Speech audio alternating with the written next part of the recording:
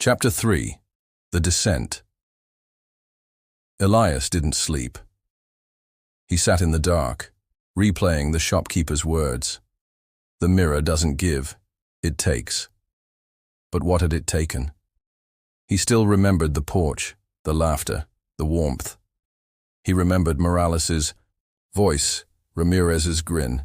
He remembered the child's face, blurred but familiar, and yet something gnawed at him. The next morning, he returned to Vitrina. The shopkeeper was gone.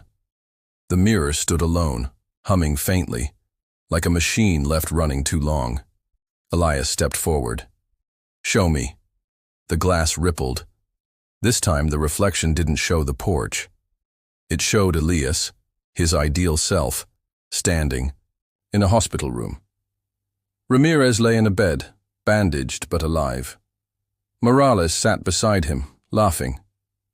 Chen leaned against the wall, flipping through a comic book. Elias watched, breath caught. This wasn't just a rewrite. It was a recovery. A version where they made it back, where the war ended and life resumed.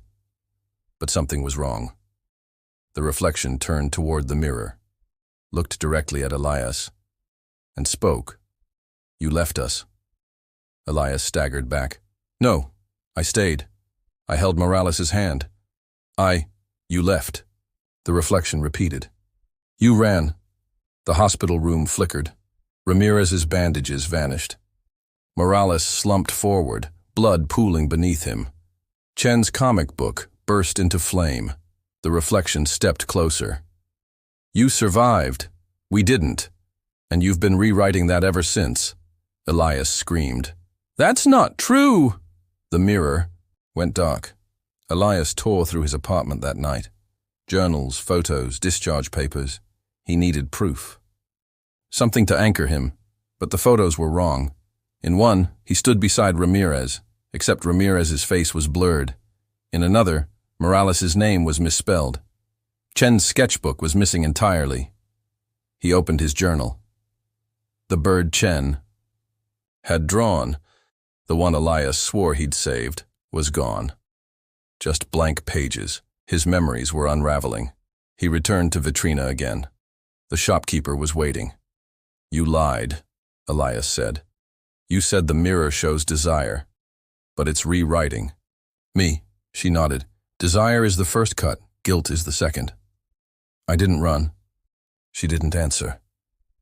"I didn't run," Elias repeated, voice cracking. She stepped aside, revealing a second mirror, smaller, older, its frame rusted and warped. "This one shows truth," she said. "But only once." Elias hesitated, then stepped forward.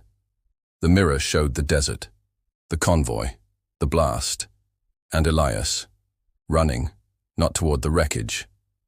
Away from it, he collapsed, sobbing. The mirror went dark. The shopkeeper knelt beside him. "You've been haunting your own lie." Elias looked up, eyes hollow. "Then who's in the other mirror?" She smiled gently. "The man you could have been, the one who stayed."